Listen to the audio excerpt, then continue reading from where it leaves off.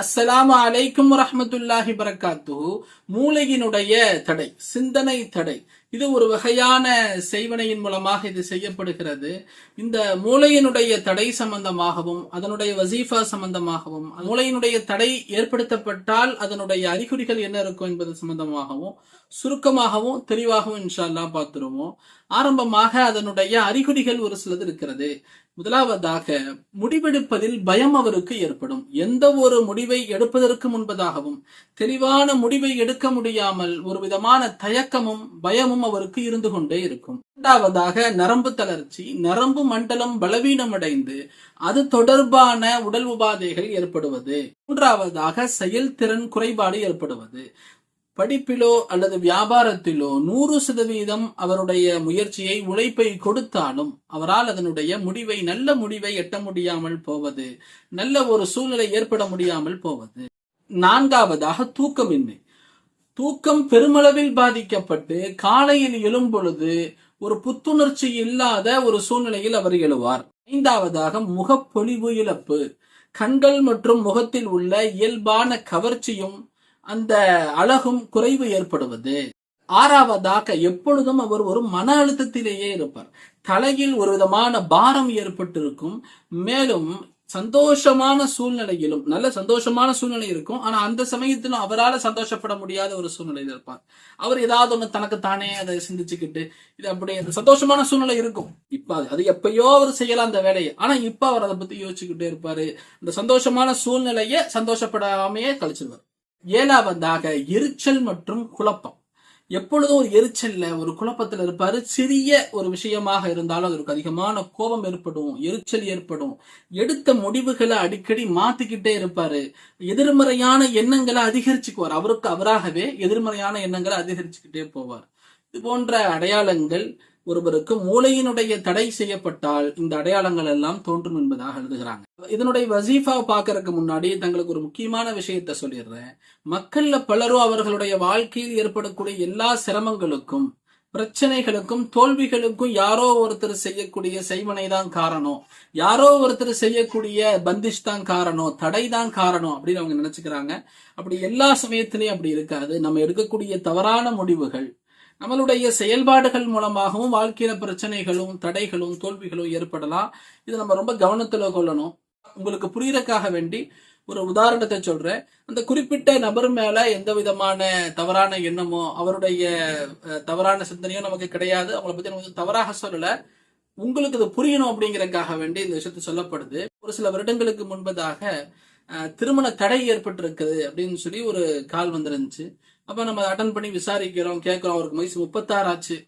முதலாவது திருமணமே இன்னும் நடக்கல அப்படின்னு அவங்க சொல்றாங்க. அப்ப நம்ம கேட்கிறோம், முதலாவது திருமணம், ரொம்ப நிறைய ஏழ்மையான பிள்ளைகள் இருக்காங்களே இஸ்லாத்துல, ஏன் உங்களுக்கு முதலாவது திருமணமே நடக்கல அப்படின்னு கேட்கும் போது அவங்க, நீங்க எதுவும் பணத்தை எதிர்பார்க்கறீங்களா அப்படின்னு அவங்க நினைக்கிறது. தனக்கு செய்வன செய்யப்பட்டிருக்கு அவங்க நினைக்கிறாங்க.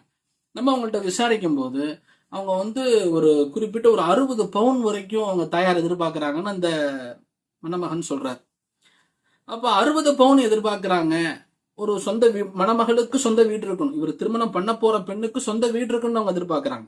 அப்ப நான் கேட்கிறேன், உங்கள்கிட்ட அதுக்கான சோர்ஸ் என்ன இருக்கு? ஒரு 60 பவுன் போட்டு தன்னுடைய பிள்ளைய ஒரு தந்தை திருமணம் முடிச்சு கொடுக்குறாரு அப்படின்னு சொன்னா, அப்ப உங்களுக்கு அதுக்கான தகுதி இருக்கணுமே, நீங்க என்ன பண்றீங்க அப்படின்னு கேட்கும் போது அவரு எந்த வேலைக்கும் இப்ப போகல, எந்த வேலையும் அவருக்கு இல்லை. அவருக்கு ஒரே 1 சென்ட் நிலம் மட்டும் இருக்குது. சொந்த வீடு அவருக்கு இல்லை. அவருடைய வியாபாரங்கள் எல்லாம் படுத்துருச்சுன்னு சொல்றாரு. அப்ப மணப்பெண்ணுக்கு எதுக்கு சொந்த வீடு இருக்கணும் அப்படின்னு சொன்னா, போக வரும்போது அவங்க இருக்கணும், தங்கறதுக்காக வேண்டி சொந்த வீடு இருக்கணும்னு நினைக்கிறாங்க. அப்ப இது அவருடைய வாழ்க்கையில இப்ப ஏற்பட்டிருப்பது செய்வினையா, இல்ல அவருக்கு அவராகவே செய்து கொண்ட பிரச்சனையா? தாராளமாக அவருக்கு திருமணம் ஆனா இஸ்லாத்துக்கு மாற்றமான ஒரு சூழ்நிலையில ஒரு சாதகமான ஒரு முடிவை, தனக்கு சாதகமான ஒரு முடிவை அவங்க எடுக்க நினைக்கும் பொழுது இந்த மாதிரி பிரச்சனைகள் ஏற்படத்தான் செய்யும். அப்ப எல்லாத்துக்கும் தடைதான் காரணம், எல்லாத்துக்கும் செய்வனதான் காரணம் அப்படி இல்லை. அடுத்ததாக, இந்த மூளையினுடைய அறிவினுடைய தடை ஏற்படுத்தப்பட்டால் பாதிப்புகள் எப்படி இருக்கும்? ஒரு செய்வனையோ அல்லது ஒரு தடையோ செய்யப்பட்டால் முதலாவதாக அது பாதிப்பது மூளை மற்றும் மனதை தான் அது பாதிக்கும். நபர்கள் பொறாமையின் காரணமாகவோ அல்லது எதிர்ப்பின் காரணமாகவோ குழந்தைகளுக்கும் கூட இந்த தடை ஏற்படுத்திடுறாங்க. நம்மளால கேள்விப்பட முடியுது, பார்க்க முடியுது. குழந்தைகள் நன்றாக படித்து வந்த குழந்தைகள் அவங்க திடீர்னு படிப்புல ஆர்வம் குறைஞ்சு போய் உடல் சோர்வு ஏற்பட்டு தூக்கமின்மையினுடைய சூழ்நிலை வரைக்கும் போய் படிப்புனாலே அவங்களுக்கு ஒரு சிரமமான சூழ்நிலையில ஆகக்கூடிய சூழ்நிலையை பார்க்க முடியுது. குழந்தைகளுக்கும் கூட இந்த தடையை ஏற்படுத்துறாங்க. இந்த மூளையினுடைய தடையை உடைக்க முடியுமா, அழிக்க முடியுமா? திருநாமங்கள், அல்லாஹுவினுடைய திருநாமங்கள், குர்ஆனினுடைய வசனங்கள் அது நம்பிக்கையோடு ஓதப்படும் பொழுது இன்ஷா அல்லாஹ் நிச்சயமாக இந்த மூளையினுடைய தடையிலிருந்து ஒருவரை தூரமாக்கலாம். இந்த அமல் ஆயத்துல் குர்சியை கொண்டு செய்யக்கூடிய அமல். ஆயத்துல் குர்சியை தாங்கள் 7 முறை ஓதணும். ஆயத்துல் குர்சியை கழுத்தில் அணியக்கூடிய தடிமமான கயிறு ஒன்று வாங்கிக்கிங்க. கழுத்தில் அணியக்கூடிய தடிமமான கயிறில் இந்த அமல் செய்யப்படணும். ஆயத்துல் குர்சியை 7 முறை ஓதணும்.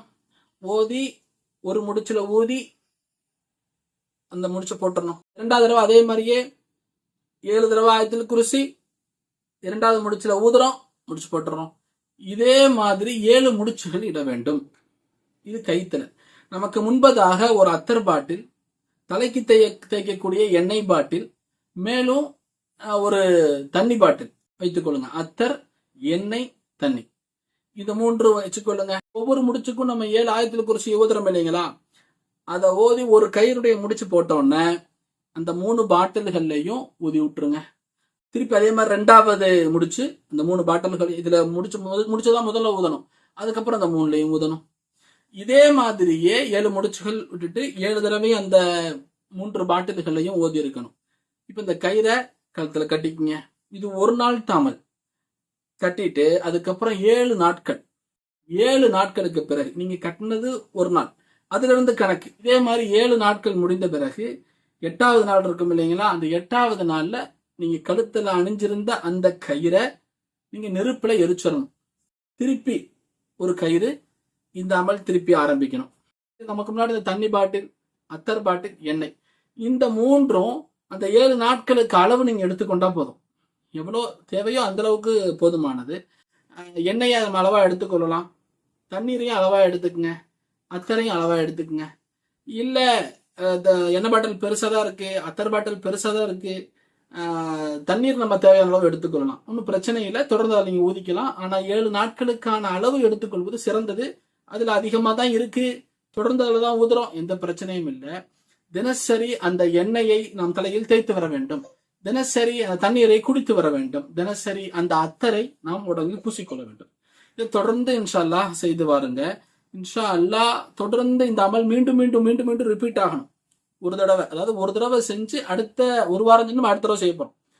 இது அப்படியே ஒரு 41 நாட்கள் 71 நாட்கள் தொடர்ந்து சுத்தி வரும்போதே தங்க மாற்றத்தை உணர்வீங்க. தங்களுக்கு தெளிவான சிந்தனை வர ஆரம்பிக்கும். சிந்தனைகள் தெளிவாகும், எந்த பிரச்சனையும் இருக்காது. வாழ்க்கையில ஒரு தெளிவான முடிவெடுக்கக்கூடிய ஆற்றல்கள் உண்டாக ஆரம்பிக்கும். குழந்தைகள் படிப்புல ஆர்வமாக ஆரம்பிப்பாங்க. இன்ஷா அல்லாஹ் இந்த அமல் ரொம்ப இலகுவான அமல். நிறைய சொல்றதுக்கு தான் நிறைய இருக்கு, செய்யறதுக்கு ரொம்ப இலகுவான அமல் தான். 10 நிமிட அமல்கள் தான். நம்ம குழந்தைகளுக்கு இலகுவாக இதை நம்ம செய்திடலாம், நமக்கு நம்ம இலகுவாக இதை நம்ம செய்து கொள்ளலாம். அல்லாஹ் சுப்ஹானஹு வ தஆலா இது போன்ற தடைகள் இருந்து நம்மையும் நமது குடும்பத்தார்களையும் பெண்டு பிள்ளைகளையும் அல்லாஹ் பாதுகாத்தருள் புரிவானாக. சகலவிதமான பாதுகாப்புகளையும் நன்மைகளையும் அல்லாஹ் நமக்கும் நமது குடும்பத்தார்களுக்கும் தந்தல் புரிவானாக. அல்லாஹ் சுப்ஹானஹு வ தஆலா அவனாகவே ஒரு நிமிடம் கூட, ஒரு கண் இமைக்கும் நொடி கூட நம்மை விட்டு விடாமல் பாதுகாத்தருள் புரிவானாக. ஆமீன். இது போன்று பல்வேறு தலைப்புகளும் சாதியா மீடியா தொடர்ந்து பயணித்து வருகிறது. தாங்கள் நமது சாதியா மீடியாவை சப்ஸ்கிரைப் செய்து கொள்ளுங்கள். இந்த வீடியோ தங்களுக்கு பயணத்தை லைக் பண்ணுங்க. இதை மற்றவர்கள் வரை ஷேர் செய்யுங்கள். இன்ஷா அல்லாஹ் மீண்டும் நல்ல தலைப்பில் சந்திப்போம். அஸ்ஸலாமு அலைக்கும் வரஹ்மத்துல்லாஹி வபரகாத்துஹு. அஸ்ஸலாமு அலைக்கும். நபி ஸல்லல்லாஹு அலைஹி வஸல்லம் அவர்கள் கூறுகிறார்கள், கல்வியை தேடக்கூடிய மாணவருக்காக வானங்களில் உள்ள படைப்பினங்கள் அனைத்தும் பூமியில் உள்ள படைப்பினங்கள் அனைத்தும் துவா செய்கின்றன. வரை என்றால் நீருக்குள் இருக்கும் மீன்களும் கூட அவருக்காக துவா செய்கின்றன. ஒரு வணக்கசாலியை விட ஒரு ஆலிமின் சிறப்பானது நட்சத்திரங்களின் மீது சந்திரனுக்கு இருக்கும் சிறப்பை போன்றதாகும் என்று நபி ஸல்லல்லாஹு அலைஹி வஸல்லம் அவர்கள் கூறுகிறார்கள். மாணவர்களை தங்களுடைய பிள்ளைகளை சிறந்த ஆலிமாகவும் ஹாஃபிலாகவும் உருவாக்குவதற்கான அற்புதமான தேர்வாக நமது அல் மதரசத்து சாதியா தங்களுக்காக இருக்கும். கீழ்கண்ட இந்த நம்பருக்கு தாங்கள் அட்மிஷன் என்று மட்டும் வாட்ஸ்அப் செய்தால் போதும். அட்மிஷன் வாட்ஸ்அப் செய்த உடனேயே தங்களுக்கு அட்மிஷனுடைய டீட்டெயில்ஸ் ஃபுல்லாக தங்களுக்கு வந்துடும். அதுக்கப்புறம் நாங்கள் உங்களுக்கு நேராக கால் பண்ணுவோம். இன்ஷா அல்லாஹ் தங்களுடைய விவரங்கள் எல்லாம் தெரிந்து கொள்வோம். மதரசாவுடைய விஷயங்கள், தங்களுடைய சந்தேகங்களை முழுக்க நம்மள்கிட்ட கேட்டு தெரிந்து கொள்ளலாம். எளிமையான இயற்கையான சூழலில் தரமான கல்வியோடு தங்களுடைய பிள்ளைகள் சிறந்த ஆலிமாகவும் ஹாஃபிலாகவும் உருவாகி இன்ஷா அல்லாஹ் வருவார்கள். மதரசா அதற்காக நிச்சயமாக உதவும். தாங்கள் தங்களுடைய மேலான துவாவில் நமது மதரசாவை ஞாபகம் வைப்பதோடு தங்களுடைய அண்டை வீட்டுக்காரர்கள், தங்களுக்கு தெரிந்தவர்கள் யாரேனும் தங்களுடைய பிள்ளைகளை மதரசாவில் சேர்க்க விரும்பினாங்கன்னு சொன்னால் தாராளமாக நம்ம மதரசாவை தாங்க ரெக்கமெண்ட் பண்ணுங்கள். மேலும் அவங்களுக்காக நீங்கள் வாட்ஸ்அப்பில் கேட்டிருந்தாலும் ஓகே தான், அட்மிஷன் சொல்லி வந்தாலும் ஓகே தான், தங்களுக்கு நாங்கள் கால் பண்ணுவோம். அவங்களுடைய நம்பர் உங்கள்கிட்ட இருந்து நாங்கள் பெற்றுக்கொள்வோம். மதரசாவில் தங்களுடைய பிள்ளைகளை சேர்க்க விரும்பும் பெற்றோர்கள் தங்களுக்கு தெரிந்தால் அவங்க வரைக்கும் இந்த செய்தி தாங்க ஷேர் செய்யுங்க. அஸ்ஸலாமு அலைக்கும்.